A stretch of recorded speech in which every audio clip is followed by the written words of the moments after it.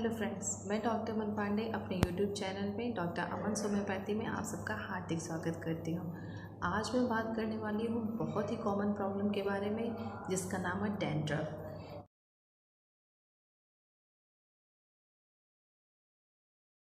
ये हम सभी जानते हैं कि बहुत ही फ्रस्ट्रेटिंग और एम्बैरेसिंग कंडीशन होती है। तो आज मैं इसी के बारे में बात करने वाली हूँ, इसके इंट्रोडक्शन के बारे में, इसके कॉजेज़ के बारे में, इसके सिम्टम्स के बारे में और इसके होम्योपैथिक ट्रीटमेंट के बारे में। तो चलिए बात करते हैं इसकी इंट्रोडक्शन की। तो फ्रेंड्स, अब मैं बात करती हूँ इसकी इंट्रोडक्शन के बारे में। जैसा कि फ्रेंड्स हम लोग जानते हैं कि न्यू सेल्स जब आते हैं तो पुराने सेल्स शेड होने लगते हैं, और सेम प्रोसेस हमारे स्कैल्प में भी होती है। जब न्यू सेल्स आने की प्रोसेस में हो जाते हैं तो जो हमारे पुराने सेल्स होते हैं, डेड सेल्स होते हैं, वो उसकी सरफेस पे आ जाते हैं और फिर वो शेड होने लगते हैं। तो ये तो कॉमन कंडीशन है अपने बॉडी की। लेकिन अगर यही प्रोसेस एक्सीलरेट कर जाती है किसी कॉज की वजह से, तो ये डैंड्रफ की कंडीशन आ जाती है। तो फ्रेंड्स, अब मैं इसके कॉजेज़ के बारे में बात करती हूँ। इसका एक सबसे बड़ा मेन कॉजेज़ है कि हमारा जो स्कैल्प है उस पर मैसेंजिया ग्लोबोसा नाम का एक फंगस रहता है, जो कि एक नॉर्मली प्रेजेंट रहता है, उससे कोई प्रॉब्लम नहीं होती है।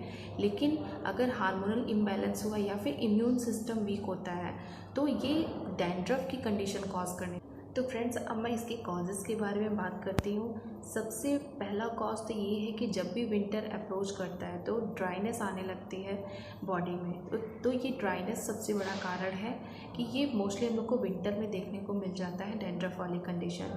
सेकंड कॉज हम लेते हैं इम्यून सिस्टम। अगर इम्यून सिस्टम वीक होता है तो भी डैंड्रफ कॉज करने लगता है।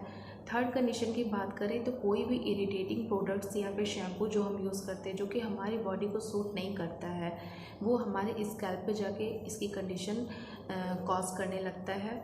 फोर्थ कंडीशन है हार्मोनल इम्बैलेंस। मोस्टली ये टीनेजर्स में देखने को मिल जाता है उस टाइम पे, क्योंकि हार्मोनल चेंजेस बहुत ही ज़्यादा होते हैं प्यूबर्टल एज में, टीनेजर के एज में। तो मोस्टली ये कंडीशन डैंड्रफ वाली हमको टीनेजर के एज में भी देखने को बहुत ज़्यादा मिल जाती है। तो ये तो रहे इसके कॉजेज़।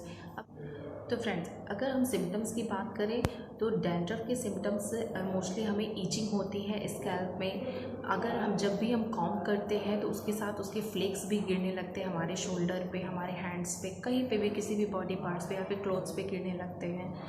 और इसके जो सिम्टम्स मिलते हैं ये बहुत ही एम्बैरेसिंग कंडीशन कॉज करता है। हेयर फॉल की भी कंडीशन आ जाती है, बंचेस में भी हेयर्स गिरने लगते हैं, और जब भी आप कॉम्ब करते हैं या फिर ऐसे बाल को छूते हैं तो वो बाल निकलने लगते हैं। तो ये सारे सिम्टम्स वो डैंड्रफ के केसेस में देखने को मिल जाते हैं। अब फ्रेंड्स, अब मैं इसके ट्रीटमेंट के बारे में बात करती हूँ। सबसे पहले मेडिसिन जो यूज़ होती है डैंड्रफ के केस में, थूजा ऑक्सीडेंटलिस। इसमें जो डैंड्रफ होता है बहुत ही ड्राई होता है, ड्राई टेक्सचर्ड होता है। इसके जो फ्लेक्स होते हैं वाइट होते हैं और जो कि हर जगह गिरते रहते हैं। तो इस केस में थूजा ऑक्सीडेंटलिस बहुत इफेक्टिव मेडिसिन है। आप थूजा की 30 पोटेंसी सुबह दोपहर शाम लीजिए, बहुत ही अच्छे रिजल्ट मिलेंगे। दूसरी मेडिसिन है नेट्रोम्यूरेटिकम। नेट्रोम्यूरेटिकल में जो स्कैल्प होता है बहुत ही ऑयली होता है, और इसके जो फ्लेक्स होते हैं वाइट होते हैं, और ईचिंग होती है, एलोपेशिया की भी कंडीशन आ जाती है इसमें, और जो स्वेलिंग है या फिर इरप्शंस आते हैं वो एजिस पे आते हैं, स्कैल्प के एजिस पे रहते हैं। तो नेट्रोम्यूर 30 पोटेंसी में आप सुबह दोपहर शाम इसको यूज़ करिए, बहुत ही इफेक्टिव मेडिसिन है। थर्ड मेडिसिन है ग्रेफाइटिस। ग्रेफाइटिस में जो स्कैल्प होता है स्टिकी होता है, और ड्राइनेस भी बहुत ज़्यादा रहती है, उसमें फ्लेक्स गिरते रहते हैं, और पेशेंट स्टाउट होता है। कॉन्स्टिपेशन वाली शिकायत इस पेशेंट को बनी रहती है, और फाउल स्मेल भी आती रहती है। तो इस केस में हम ग्रेफाइटिस की 30 पोटेंसी सुबह दोपहर शाम लीजिए, बहुत ही इफेक्टिव मेडिसिन है।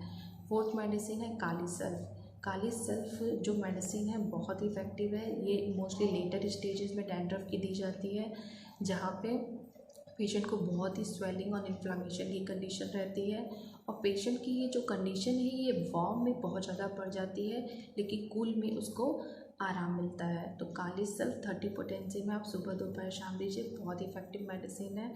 तो फ्रेंड्स, होम्योपैथी जो है इंडिविजुअलाइजेशन के बेसिस पे वर्क करती है। तो जितनी भी मेडिसिन मैंने बताई है, अगर आपके सिम्टम से मैच करते हैं तो आप उस मेडिसिन को यूज़ करिए, डेफिनेटली आपको आराम मिलेगा। और अगर आपको आज का मेरा वीडियो पसंद आया तो प्लीज़ लाइक, शेयर और सब्सक्राइब जरूर करिएगा मेरे चैनल को। Thanks for watching.